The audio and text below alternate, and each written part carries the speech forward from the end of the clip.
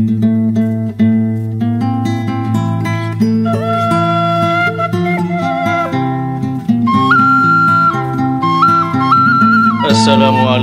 warahmatullahi wabarakatuh. Para wargi mitra kaum dangu sadayana, alhamdulillah dina danget ayeuna urang sadayana tiasa di patapang dangu kendeuy dina acara carita Tatar Sunda. Sakumaha biasa ieu carita Tatar Sunda didugikeun ku channel anu dipikamemet ku urang sadayana. Ka para wargi mitra kaum dangu sadayana anu mikalandep kana dongeng Sunda, mangga diantos subscribe-na dina channel anu parantos disayogikeun. Dina danget ayeuna urang sami-sami neraskeun hanca dongeng Sunda anu katunda dina judul dongeng Sareupna di Pajajaran. Dina danget ayeuna ieu dongeng teh parantos lebet kana seri anu ka-44 nya. Sakumaha anu ka Bandungan ku urang sadayana. Hanca urang teh kapegat ku waktu dina mangsa medar harita ginggi anu nuju di parios teh nya ku Ki Bagus eta teh ya. Kumaha lajengna ieu carita? Mangga urang sami-sami Bandungan ku sadayana, mudah-mudahan ieu dongeng janten landong pang beberah kana manah kanggo urang sadayana. Mangga wilujeng ngadangukeun Sareupna di Pajajaran dina seri anu ka-44.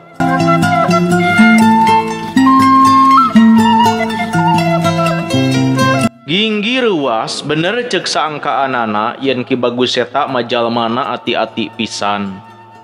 Ngan kusakitu oge manehna bungahna aya 2 nya kacindekan anu kapanggih. Kahiji Ki Bagus eta ukur nyangka yen dirina datang ka dieu ukur diutus ku Suji Angkara pikeun nitenan kaayaan di Puri Bagus eta. Anu kaduana Ginggi manggihan kanyataan yen Ki Bagus eta curiga kana tindak tanduk Suji Angkara. Dina harti sejen boh Suji Angkara boh Ki Bagus eta sabenerna sarua papada silih curiga. Jisim kaulah henteu rumaos diutus ku Raden Suji Angkara kanggo nitenan pidamelan salira Gusti. Cek Ginggi ngabohong. Pangabisa sia kasar teu sabanding jeung pangabisa para prajurit nu aya di dieu. Tapi lamun sia ngaku badega teu pantes aya badega boga pangabisa ijen sakumaha kasarna oge. Ceuk Ki Bagus eta. Ngadenge omongan Ki Bagus eta ieu Ginggi mah bungah sabab ieu ukur boga harti. Ki Bagus eta teu apaleun pangabisa Ginggi anu sabenerna. Jisim abdi mah badega tulen, namung upami jisim abdi katawis gaduh pangabisa ijen, eta mah kumargi dasarna jisim kaula gaduh cita-cita hoyong ngalamar janten prajurit. Ceuk Ginggi sakumaha anu kungsi diomongkeun ka Ki Soka.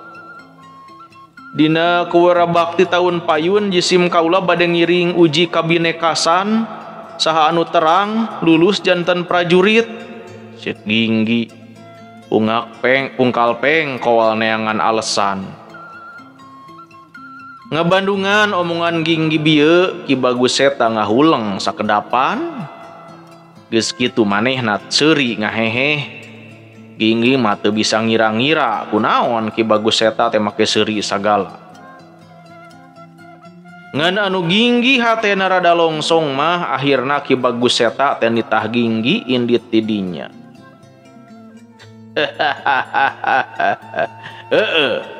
Montong dipasualkeun mun sia cikeneh disiksa prajurit. Eta mah sakadar hayang nguji kasatiaan sia soal babakti di ieu tempat. Ceuk Ki Bagus eta harita.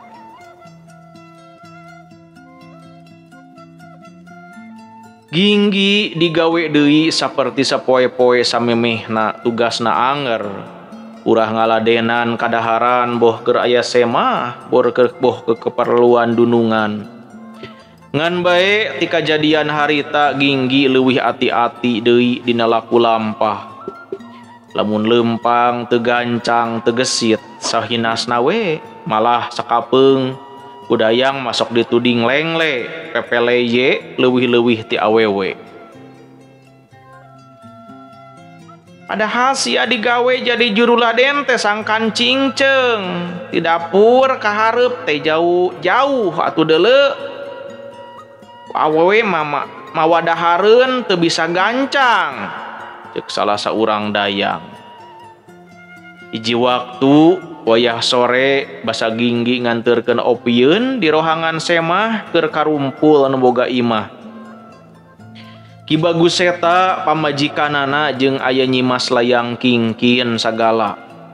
Anak pituin pasangan Ki Bagus eta jeung pamajikanana. Maranehna tiluan keur ngalobrol. Ki Bagus eta diuk dina bangku panjang ngarendeng jeung pamajikan ari Nyimas Layang Kingkin emok cabok dina Alketip. Teu sagemlengna paguneman bisa dibandungan ku Ginggi ngan inti anu pentingna mah soal cita-cita Ki Bagus eta. Cing, kumaha kira-kira naha ku Nyai geus kapikiran? Ceuk Ki Bagus eta. Nyimas Layang Kingkin mah ku curugna anu lalancip ukur tungkul we bari kurah koreh kana Alketip teuing ngorehan naon. Kahormatan paling luhur keur kulawarga urang saupama hidup jadi permaisuri raja ceuk biangna. Sanggeus lila ngahuleng Nyimas Layang Kingkin kakara nyuara. Hirup jeung paeh jisim abdi mah saupami tiasa aya ngabagyakeun sareng ngajaulkeun kahormatan ama miwah ambu. Eta mah kumaha saena ama we sareng ambu. Tembal Nyimas Layang Kingkin. Ungguh matak pikaseurieun hate Ginggi. Heuh ari sababna mah pan manehna mah nyaho kumaha masketna eta cawene ka raja. Ginggi nyaho Nyimas Layang Kingkin teh hayang pisan diangkat jadi permaisuri raja. Bagja hate ama lamun hidup boga pamadegan sarupa kitu mah. Ama bakal bajoang sakuat tanaga malar hidup bisa jadi permaisuri raja ceuk Ki Bagus eta. Ginggi mah mesem manehna mah inget deui basa kajadian di sisi leuwih sipat tahunan. Basa aya acara mundai panaharita mah ku sasaha disebutkeun yen Nyimas Layang Kingkin teh papacangan Raden Banyak Angga anakna Yogas Citra. Eta cawene teh mani teu boga rasa tanggung jawab pisan ka calon salakina ceuk hate Ginggi. Eta ari sia naon make ngajedog keneh di dieu ceuk Ki Bagus eta basa mireungeuh Ginggi. Masih ngajanteng sisi juru panto bari ngelek baki. Bilih Gusti salira aya kaprayogian keneh ka jisim kaula Gusti, tembal Ginggi.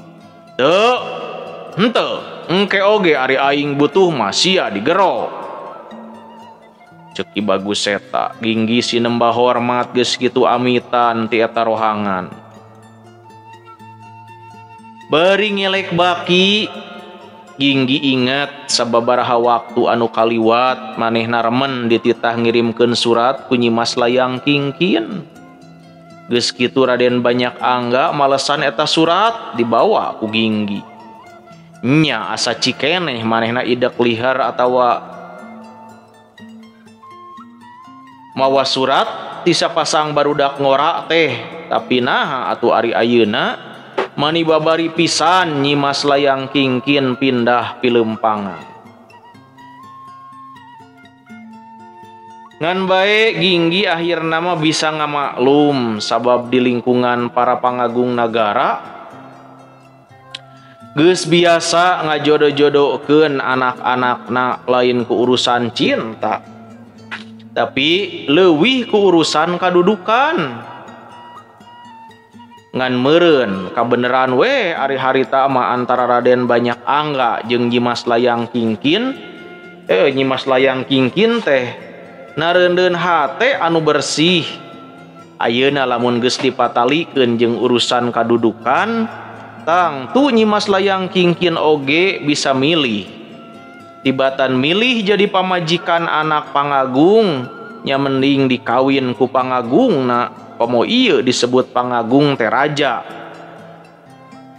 Meureun Nyimas Layang Kingkin bakal jadi permaisuri. Barito Ki Bagus Seta daek bebesanan jeung Ki Yogas Citra kusabab Ki Yogas Citra dulurna raja. Ayeuna Ki Yogas Citra dianggap saingan dina tarekah hayang ngadeuketan raja.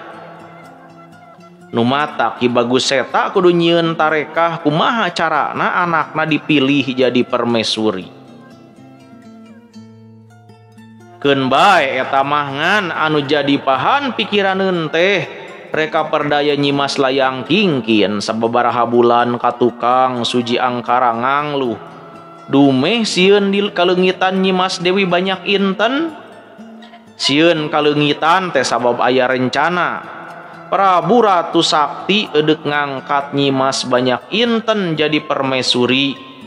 Harita Nyimas Layang Kingkin jaminan yen manehna salaku adi bakal ngusahakeun naon bae carana yen Nyimas Banyak Inten kudu bisa kapimilik ku Suji Angkara. Nya meureun ayeuna kabela Nyimas Layang Kingkin ku Suji Angkara teh ka Suji Angkara teh nyaeta ngagagalkeun Nyimas Dewi Banyak Inten jadi permaisuri.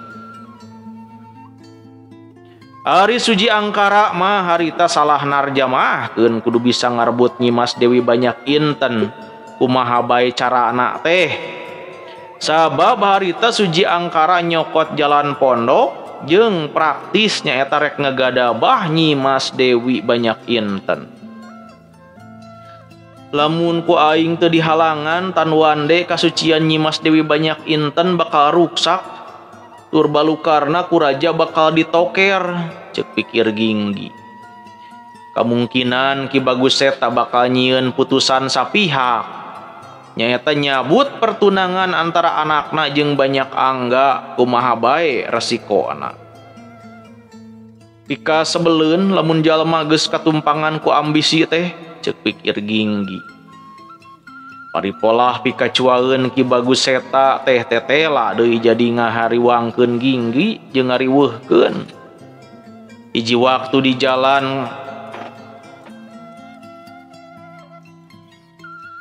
jalan kadu mana disebut kitu teh sabab di eta jalan di sisi digigir jalan rempeg tangkal kadu.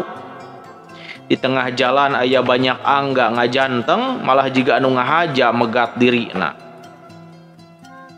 3 kali jero saminggu Ginggi geus biasa ngangon kuda-kuda ti Puri Bagus Seta dibawa lumpatan di sapanjang jalan kadu. Jigana Banyak Angga mah geus apal nu mata koe eta megat oge. Ginggi. Oh, Raden Angga ning. Ginggi turun tina kudana geus kitu sinembah hormat. Aduh, nuju naon Raden di dieu? Nya hayang panggih we jeung Andika kaula teh. Biasana Andika datang ka Puri Yogas Citra. Ayeuna geus sababaraha minggu euy lebeng. Naha Andika gering atawa sibuk? Ceuk Raden Banyak Angga nanya ka Ginggi. Ginggi ngarti meureun maksudna mah Banyak Angga hayang maluruh. Kunaon geus sababaraha minggu ieu tara dititah ngirim surat ku Nyimas Layang Kingkin. Aduh, hapunten Raden. Isim kaula teu kirang naon-naon Raden. Malih pan 3 dinten dina lebet saminggu mah jisim kaula pasti ngangon kuda ka dieu, tembal Ginggi. Banyak Angga teu loba tatanya deui manehna nyokot lalayang tina endongna geus kitu song diasongkeun ka Ginggi. Kanggo Gusti Nyimas Layang Kingkin ieu teh Raden. Inggi tumanya bari nampanan eta lalayang. Dijawab ku ungeuk ku banyak angga teh. Omat ieu lalayang bales kitunya. Cek banyak angga. Bada nampa eta lalayang Ginggi teu loba omong manehna geuwat amitan cenah bisi dianggap lila teuing ngangon kuda.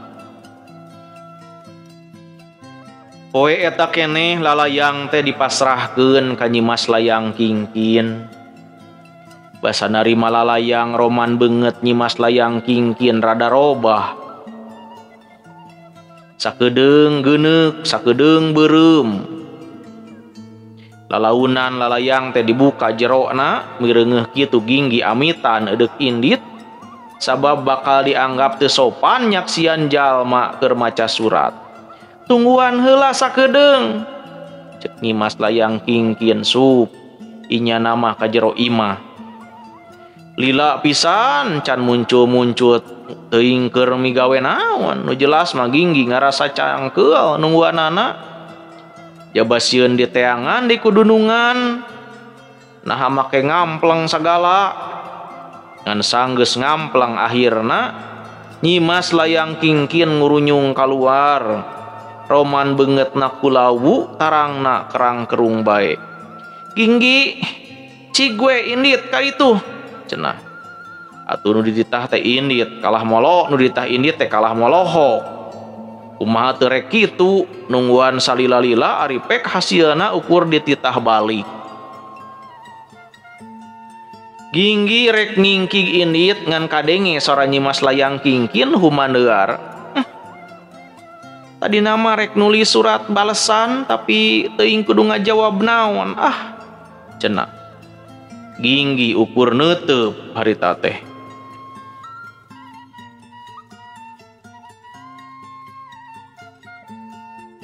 Jadi kudu kumaha nya cek Nyimas Layang Kingkin deui. Bade mantuan kumaha pan masalahna oge jisim kaula mah teu apal Nyimas, omong Ginggi. Nyimas Layang Kingkin katara rumenghap bangun anu keuna panyakit eungap. Kaula boga dosa Ginggi, tapi kumaha cara ngajelaskeunana nya, omongna deui. Jisim kaula teu terang nanaon Nyimas, cek Ginggi anu sieun kapentaan tulung. Heueuh, geus we maneh nyarita kieu ka Kakang Angga. Kedah nyarios naon Nyimas, cek Ginggi. Pedah Nyimas Layang Kingkin geus ngahuleng deui bae. Sakapeung mah hirup teh bakal karasa aya karasana. Saupama urang boga kahayang anu gede, cek Nyimas Layang Kingkin lir anu nyarita keur dirina. Ginggi neuteub beungeut Nyimas Layang Kingkin. Pikeun ngahontal kahayang anu leuwih. Kahayang anu leuwih badag sakapeung kudu aya pangorbanan anu badag deui, cek Nyimas Layang Kingkin neuteub kajauhna. Ginggi ungeuk lalaunan. Jisim kaula seja amitan Nyimas. Ginggi harita teh leumpang lalaunan, leumpang mapai-mapai palataran taman bari seuri maur. Ginggi ngahariring sorangan, memang cenah kabeh jalma teh boga pilihan, ngan lamun teu utang itung untung rugina hirup teh bakal teu mangpaat. Jigana Nyimas Layang Kingkin keur diganggayong ku rupa-rupa kahayang.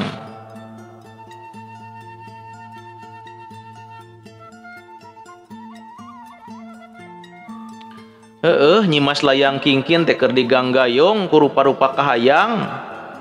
Di sabagean hatena hayang mertahankeun cinta, tapi sabagean deui hayang ngudag ambisi. Bisa jadi nya Nyimas Layang Kingkin boga rasa cinta, ngan rasa cinta eleh ku ambisina. Saha atuh anu teu hayang jadi pamajikan raja? Jaba permaisuri na pisan, lain selir lain gundik, awewe mana anu molak jadi permaisuri artina nyimas layang kingkin kudu nyeuhkeun rasa cinta sajati ditukeurkeun ku ambisi. Prabu Ratu Sakti teh raja anu umurna ngora keneh pisan kakara 35 atawa 40 paling luhur oge. Can milih awewe saha anu pantes jadi permaisuri, saban anu diangkat jadi pamajikan ukur satingkat selir ari kadudukan permaisuri mah korsina masih keneh kosong. Aya beja raja hayang boga permaisuri pajah anu kapilih nama Nyimas Dewi Banyak Inten. Puguh bae ieu jadi Bang Baluh pikeun Ki Bagus Seta, Bang Baluh pikeun Nyimas Layang Kingkin, oge Bang Baluh pikeun Suji Angkara. Sabab lamun Nyimas Dewi Banyak Inten dibenum jadi permaisuri raja, nasibna bakal ngabulasin, bakal goreng, bakal suwe teh. Pan Nyimas Layang Kingkin kungsi nyarita ka Suji Angkara, yen hayu cenah urang silih tulungan. Meureun cenah nu dimaksud silih tulungan teh nyaeta ngagagalkeun Nyimas Dewi Banyak Inten ulah tulus jadi permaisuri, kumaha bae carana, kumaha bae narekahanana.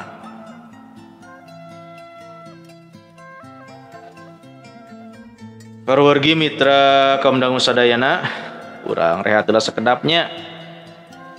Katuran ka sadayana para pecinta dongeng Mang Aa anu masih keneh manco dina ngadengukeun dongeng. Mudah-mudahan dina danget ayeuna sadayana nuju dina kaayaan sehat walafiat aya dina lindungan Allah Subhanahu wa taala. Lujeng wayah kieu ka Payayan Sopian di Bandung, mudah-mudahan sehat. Lajeng ka Nenek Yani nya, ka Pak Permana Hadi Wijaya oge wilujeng ngadangukeun. Lajeng ka Mamah El Hatman, ka Esther Adelaide, ka Teh Rita Ersi oge wilujeng ngadangukeun. Ka channel Undaka Panjawangan sareng ka Parohendi di Muria Kudus ya. Kumaha daramang urang Muria. Lajeng ka Kang Rendi di Ciamis, ka Pak Setia Budi di Tasik, ka Teh Enji di Pandeglang haturan wilujeng ngadangukeun. Lajeng ka Teh Mutiawan di Sukabumi, ka Pak Kanu di Pasisian Meikarta haturan wilujeng ngadangukeun. Lajeng ka Ibu Dokter Yulinda Belia, ka Teh Hotimah, ka urang Cilengkrang Teh Rita Damayanti, Teh Tami Maliha di Ciamis oge Pak Uwon di Cikampek haturan wilujeng ngadangukeun. Ka Bapak Taryo di Jambi, ka Panana Samsudin haturan, ka Pak Aep Karsim di Cimenyan, ka Pandang Awaludin, ka Pak Tedi Rahmat, Pak Ali Alun, Teh Yom Puspa, Pak anu sadayana we lah dikumkeun anu ngadarengukeun dongeng dina channel dongeng Mang Aa. Mudah-mudahan sakali deui ieu dongeng katampi kalayan kabingahan oge anu ngadongeng, anu ngadarengukeun dongeng salamina nuju dipasihan kasih nugrahan oge sadayana sehat walafiat. Amin ya Allah ya rabbal alamin. Supados teu nyangkolong teuing kana waktos, mangga urang sami-sami teraskeun ieu dongeng sareupna di pajajaran dina seri anu ka 44 dinten ayeuna.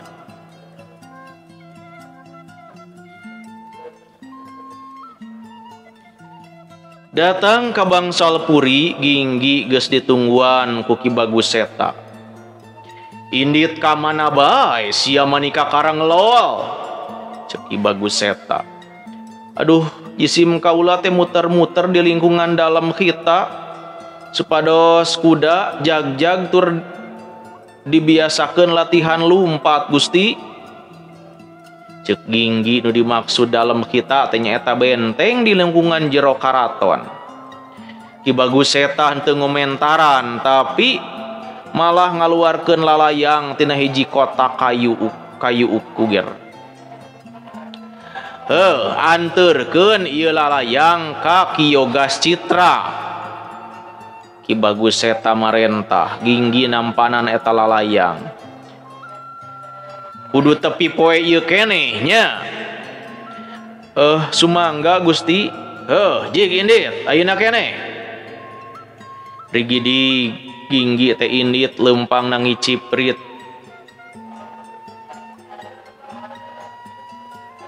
mapai jalan nu di balai anu nuju keluar benteng, sanggeus keluar ti gerbang Ginggi lempang gancang, mapai pipir dalam hita atawa benteng jero. Puri Yoga Citra teh pernahna di juru dalam hita rada anggang ti Puri Baguseta anu ayana rada beh tengah mah. Anyog ke gerbang Puri dipegat jeung dipariksa ku gulang-gulang anyar anu can wawuh ka Ginggi. Nu ti mana jeung reka mana? Cenah Daria. Kaula utusan Gusti Baguseta pikeun masrahkeun ieu lalayang ka Gusti Yoga Citra kaula nuhun. Tembak Gusti. Heug, hayu diantar. Cek ponggawa saurang. Sabab tiluan deui mah kudu tetep jaga di gerbang. Ngan barang sup ka jero gerbang oge geus kadenge aya nu nyalukan. Hei, Ginggi. Ginggi ngalieup tetela Raden Banyak Angga. Oh, Raden ning. Banyak Angga pasemona ka tembong gumbira basa Ginggi mawa kotak surat. Naha eta lalayang jang kaula ti si Nyimas. Cek Banyak Angga bangun anu teu sabar. Oh, ieu mah lalayang kanggo Rama Salira, Raden. Tembal Ginggi tur harita keneh ka tembong roman Banyak Angga anu kuciwa. Hayu ku kaula dianter. Cek Banyak Angga atuh Ginggi nuturkeun ti tukang bari ngabetem manehna miharep. Di tengah jalan Banyak Angga ulah tunyutanya nanaon utama na perkara kunaon Nyimas layang kingkin teu ngirim surat balesan. Untungna Banyak Angga teu tunyutanya nanaon tur ieu nguntungkeun posisi Ginggi. Ngan sanajan kitu hate Ginggi teu ngarasa longsong. Sabab bisa bae cenah jampena Banyak Angga teh keur nandangan kabingung. Naha cenah meureun surat anu dianterkeun teh lain jang manehna. Ginggi dianterkeun ka hiji bangunan anu badag ditepas kabireungeuh aya Ki Yoga Citra keur diuk sila. Papahareup jeung hiji lalaki kolot anu pakenana sarwa bodas jeung sirahna disorban ngan bae Ginggi henteu apal saha ari eta teh. Sampurasun. Banyak Angga uluk salam. Rampes. Yoga Citra nembalan. Yap, hadieu anaki, aya perlu naon? Ieu pun Ginggi bade ganak Ki Baguseta ama. Salarasna teh sababaraha kali tos ka dieu.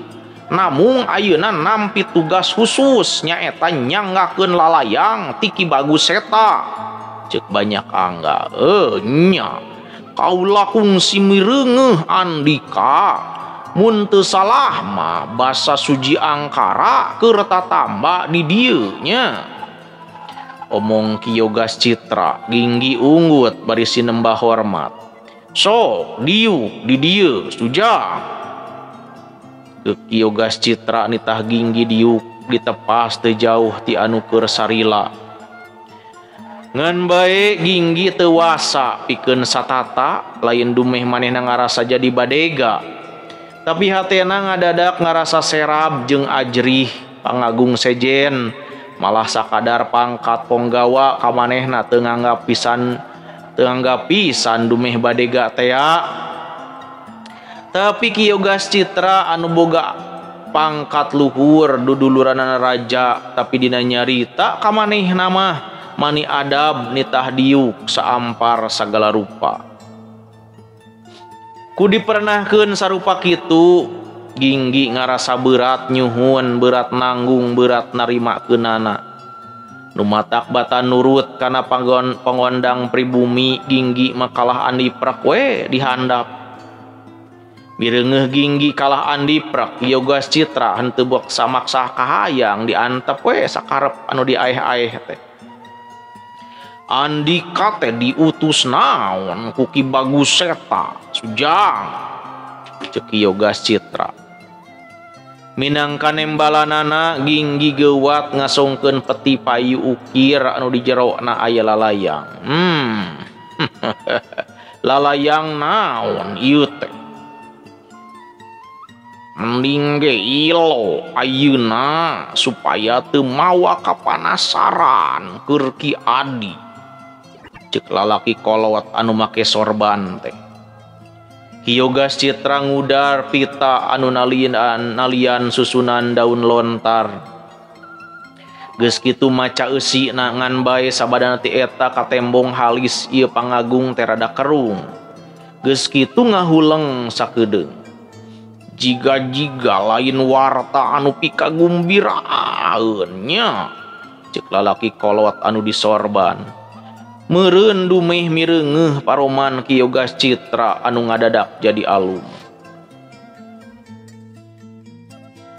Aya sae na Kakang Purohita ngiring ngilo ieu lalaya. Ceuk Ki Yogas Citra ngasongkeun susunan daun lontar. Ginggi nyaksian lalaki kolot anu disorban teh lalaki anu umurna bisa jadi geus 70 tahunan. Tapi sehat, berseka jeung kulitna bodas.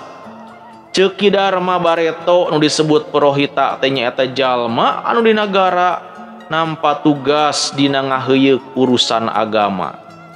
Nya meureun lamun ceuk ukuran zaman ayeuna mah euleuh waktosna para wargi mitra kaum dangu sadayana parantos saeb. Cag urang tunda heula ieu dongeng sareupna di Pajajaran dina seri anu ka-44 dinten ayeuna. Sakitu nu tiasa kapihatur dinten ayeuna hapunten nu kasuhun wilujeng kantun. Wassalamualaikum warahmatullahi wabarakatuh.